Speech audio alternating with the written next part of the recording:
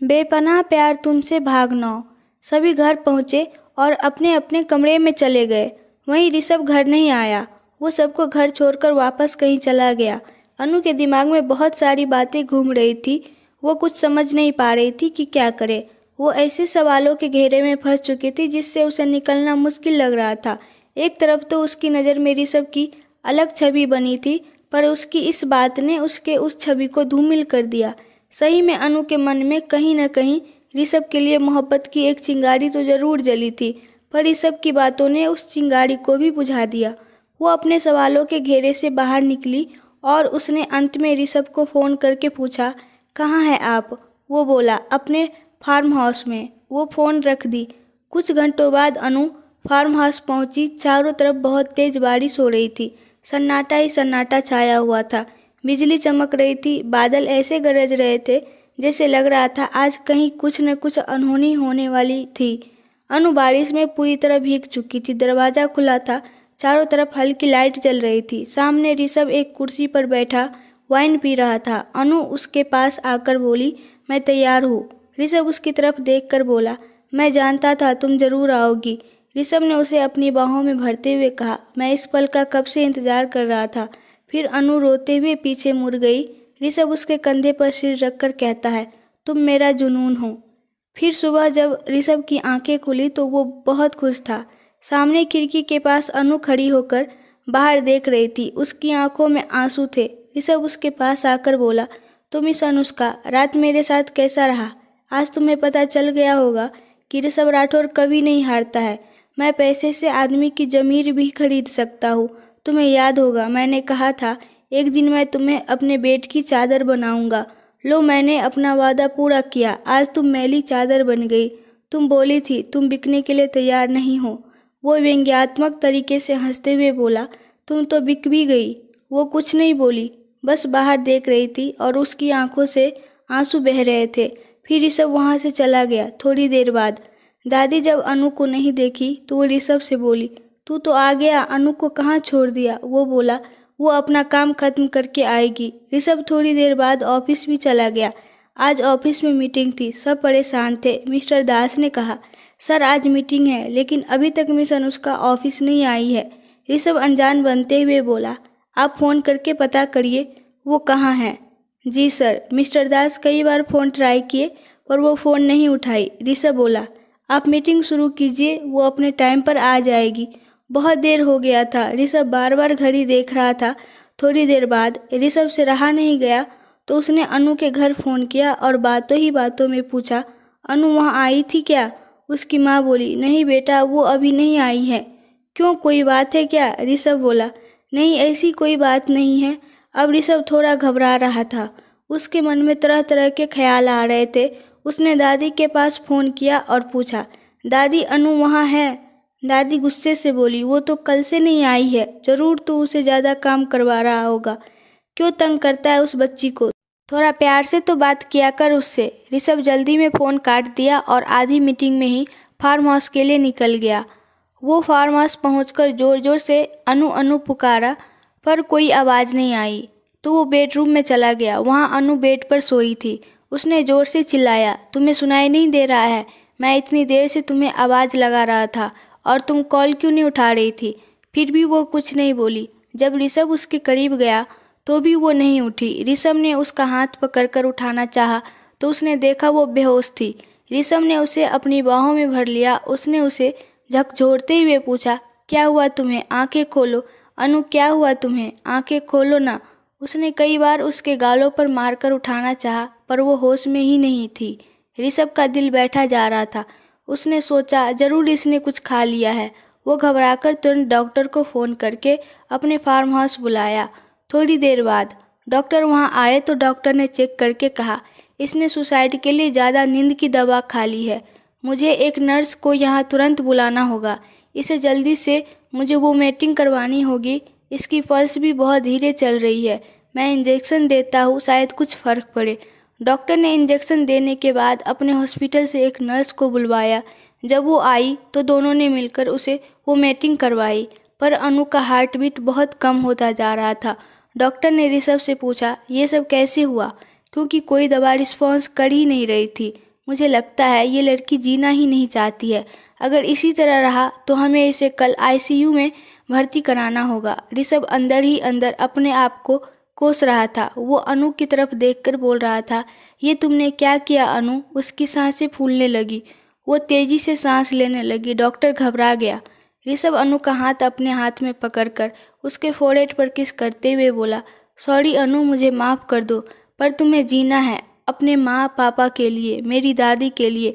तुम्हें ठीक होना है, अपने परिवार की खुशी के लिए ठीक होना है। अगर तुम्हें कुछ हो गया तो तुम्हारे पापा जीते जी मर जाएंगे, तुम्हारे भाई बहन बिखर जाएंगे। इन सब के लिए तुम्हें ठीक होना होगा, तुम्हें इन सब के लिए जीना होगा। फिर उसने वही गाना गाया जो अक्सर कई बार उसने अनु को अपने परिवार के साथ गाते हुए सुना था। जिंदगी की यही रीत है, हार के बाद ही जीत है।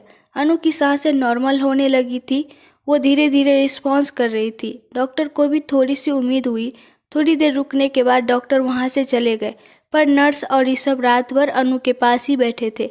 ये रात ऋषभ के लिए बहुत भारी पड़ा। उसे लगा शायद मैंने इसे पाने के जुनून में इसके साथ बहुत ज़्यादा बुरा कर दिया।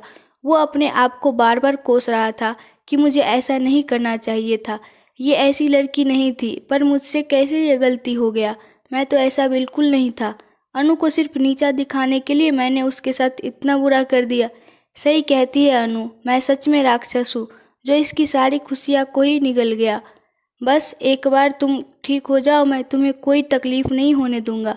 मैं तुम्हें वो सारी खुशियाँ दूंगा जो तुम्हें चाहिए। बस एक बार तुम ठीक हो जाओ प्लीज़। ऋषभ के दिमाग में बहुत तरह की बातें घूम रही थी। अगर अनु को कुछ हो जाता तो वो अपने परिवार को क्या जवाब देगा? वो जिंदगी भर अपने आप को माफ़ नहीं कर पाएगा। सोचते सोचते कब रात बीत गई पता ही नहीं चला। सुबह जब अनु को होश आई तो वो अपने सामने ऋषभ को देखी। ऋषभ उसे गले लगाकर रोने लगा। सॉरी यार, सॉरी, प्लीज़ मुझे माफ़ कर दो। ये तुमने क्या कर लिया था? मैं डर गया था, अगर तुम्हें कुछ हो जाता तो मैं खुद को कभी माफ़ नहीं कर पाता। नर्स ये देखकर कमरे से बाहर चली गई। ऋषभ ने कहा, तुम्हें जरा भी अपने परिवार का ख्याल नहीं आया जिसके लिए तुम जीती हो। आज उन्हें अकेला छोड़कर जाने के बारे में सोच ली। मैं तो तुम्हें बहुत बहादुर समझता था, पर तुम तो बहुत कमज़ोर निकली। मैं बहुत डर गया था, मैं तुम्हें खोना नहीं चाहता था। आज के बाद मैं ऐसा कोई काम नहीं करूँगा जिससे तुम्हें तकलीफ़ हो। मुझे माफ़ कर दो। ऋषभ की आंखों में आज पछतावे के आंसू थे। तभी खांसते हुए कमरे में नर्स आई। ऋषभ अनु से अलग हो गया और वहाँ से उठा और कमरे से बाहर चला गया। नर्स अनु से पूछती है, अब आपको कैसा लग रहा है? वो धीरे से बोली, मैं ठीक हूँ।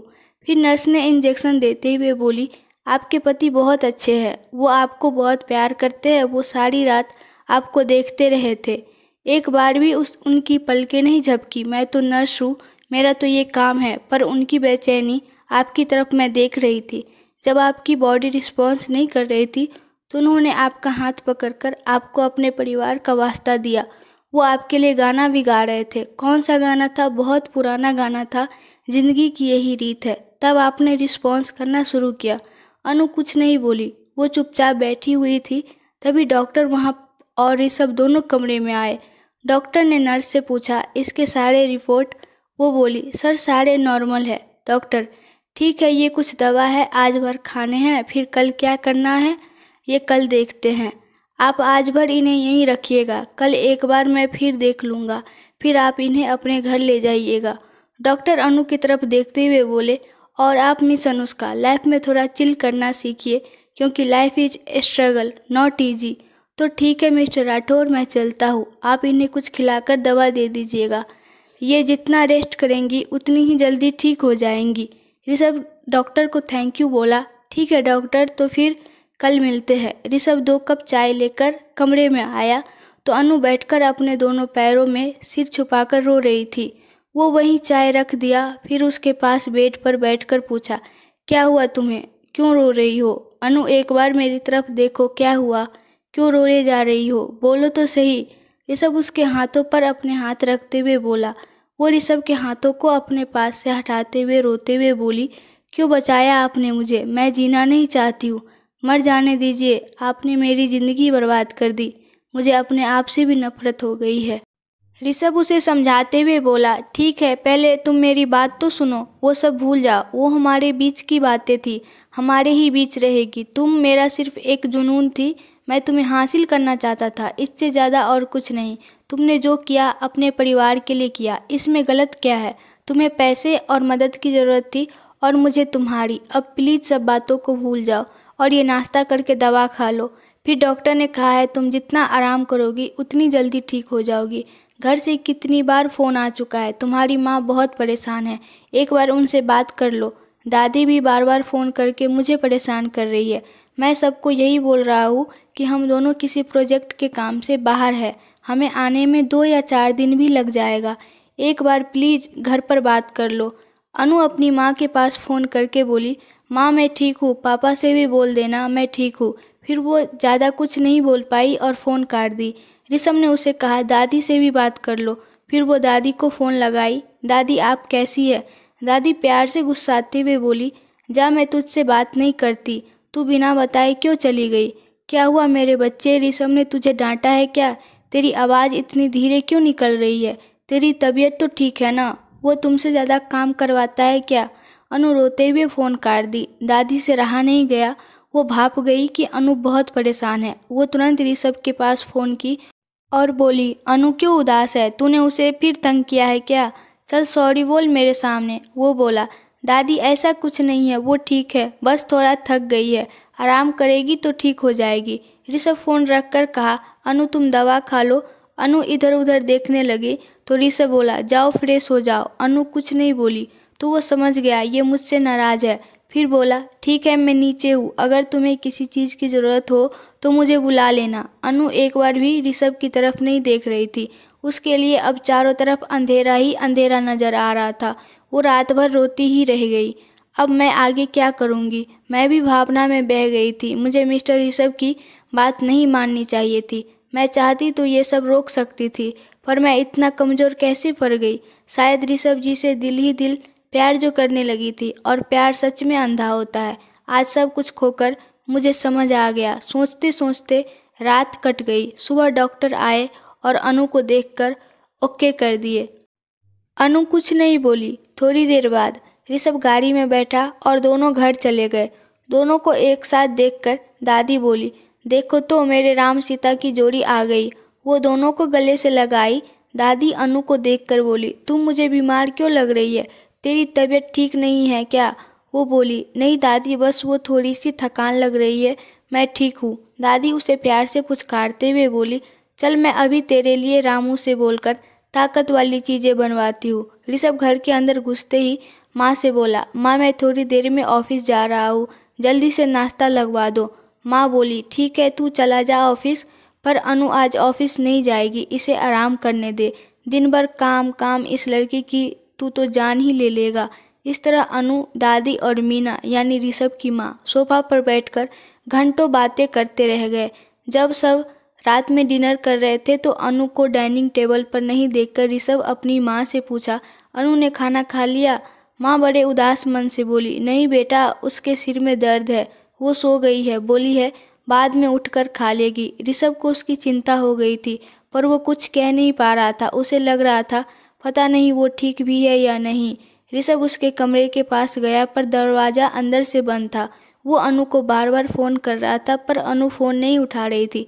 सुबह भी वो अपने कामों में लगी हुई थी, ऋषभ की तरफ ध्यान भी नहीं दे रही थी। 10 बजे ऋषभ ने रामू को कहा, जाओ अनुष्का को बोलो मैं गाड़ी में इंतज़ार कर रहा हूँ, ऑफिस साथ चलेंगे। रामू बोला, भैया जी, अनु दीदी तो ऑफिस चली गई, थोड़ी देर हो गई। ऋषभ गुस्से से बड़बड़ा रहा था, ये क्या करती है मुझे समझ ही नहीं आ रहा। ऑफिस पहुंचकर वो चारों तरफ अनु को खोज रहा था। जब उसे अनु नहीं दिखाई दी तब उसने पियून से कहा, अनुष्का मैम को मेरे कैबिन में भेजो। वो बोला, मैम तो अभी अभी बाहर चली गई। वो आश्चर्य से पूछा, कहाँ? तभी मिस्टर दास अंदर आए। वो बोले, सर फील्ड वर्क के लिए कोई नहीं था तो अनुष्का मैम बोली मैं चली जाती हूँ, और चली गई। ऋषभ परेशान होकर अपने सिर पर हाथ रखते हुए बोला, अभी उसे क्यों भेजा? उसकी तबीयत ठीक नहीं है। पर वो किसी की सुनती भी तो नहीं है। आप उसे अभी तुरंत फ़ोन करके यहाँ बुलाइए। ये सब जानता था कि अगर वो फ़ोन करेगा तो अनुष्का फ़ोन नहीं उठाएगी। तभी मिस्टर दास ने फ़ोन किया और पूछा, मैडम आप कहाँ हैं? फ़ौरन आप यहाँ आ जाइए, आप बीमार हैं, धूप में आपसे काम नहीं हो पाएगा। वो समझ गई कि ये फ़ोन ऋषभ ने करवाया है। वो बोली, मिस्टर दास मैं बिल्कुल ठीक हूँ, आप मेरी चिंता मत करिए। शाम 5 बजे वो ऑफिस आई और सारा पेपर वर्क जमा करके वापस घर चली गई। वह 2-3 दिनों तक लगातार ऐसा ही करती रही। तब ऋषभ को बहुत गुस्सा आया और वो उसका मुंह दबाकर अपने कमरे में ले गया और दरवाज़ा अंदर से बंद कर दिया। वो बोली, क्या है ये? ऋषभ बोला, पहले तुम बताओ, आजकल जो तुम मुझे इग्नोर कर रही हो वो क्या है? मैं इतने दिनों से देख रहा हूँ तुम मुझे अवॉइड कर रही हो, मेरे सामने नहीं आती हो, मुझसे बात भी नहीं करती हो, ये सब क्या है? अनु ऋषभ की तरफ देखते हुए बोली, आप मुझसे क्यों बात करना चाहते हैं? आपको जो चाहिए था वो तो आपने हासिल कर लिया ना, अब आपको मुझसे क्या चाहिए? ऋषभ उसे गले से लगाकर बोला, मैं तुम्हें चाहता हूँ, तुम मेरी ज़रूरत बन गई हो, तुम्हारी ये बेरुखी मुझे परेशान कर रही है, तुम मेरी आंखों में देखो, मैं तुम्हारे बिना बहुत बेचैन हो गया हूँ। उसने अनु के फोrehead पर किस करने लगा तो अनु पीछे हट गई, बोली, अब आप जाइए यहाँ से। ऋषभ चला तो गया पर वो अनु की बेरुखी बर्दाश्त नहीं कर पा रहा था। उसे बार बार ये एहसास हो रहा था कि उसके जुनून ने अनु की खुशियाँ चुरा ली, शायद वो कभी उसे माफ़ नहीं करेगी। इसी तरह कई दिन बीत रहे थे। ऋषभ का भी दिल अनुष्का की तरफ पिघल रहा था। वो उसे खुश देखना चाहता था, पर अब अनु सिर्फ दादी के साथ ही खुश रहती थी। जब होटल का एनुअल फंक्शन डे था तो वहाँ बड़े बड़े बिजनेसमैन आए थे, राठौर विला से भी सब आए थे और ऋषभ ने अनु के भी परिवार को बुलाया था। पार्टी बहुत जानदार और शानदार थी। अचानक अनु की मुलाकात सुनील वर्मा से हो गई। वो चौंक कर वहाँ से भाग गई और एक कोने में जाकर रोने लगी। उसके परिवार के सभी सदस्य भी उस शख्स को देखकर दुखी हो गए। वो सभी वहाँ से जाने की सोचने लगे। ऋषभ समझ नहीं पाया आखिर हुआ क्या। तभी दादी ने अनु को आवाज़ लगाई तो ऋषभ अनु को खोजने लगा। अनु को भी रोते देख वो घबरा गया। वो अनु से पूछा, ये अचानक तुम्हारे परिवार को क्या हुआ है और तुम भी यहाँ अकेले में रो रही हो, कुछ हुआ है क्या? अनु अपने आंसुओं को पोंछकर वहाँ से चुपचाप चली गई। अनु दादी से बातें करने लगी। तभी रमेश आकर होटल का हेल्पर बोला, अनुष्का मैम, कुछ गेस्ट आपसे मिलना चाहते हैं। अनु रमेश के साथ चली गई। रास्ते में ही उसकी मुलाकात मिस्टर सुनील से हुई। उसने उसे रोककर कहा, आखिर जहाँ तुम्हारी औकात है तुम वहीं पहुँच गई। तुम इसी लायक थी, तुम्हें छोड़कर मैंने बहुत सही फैसला किया।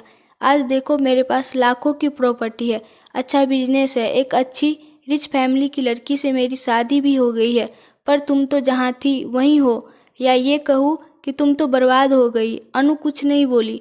उसकी आंखों से मानो आंसू की बूंदें अब गिरे की तब गिरे। लग रहा था मानो किसी ने गहरे जख्म पर मिर्ची लगा दी।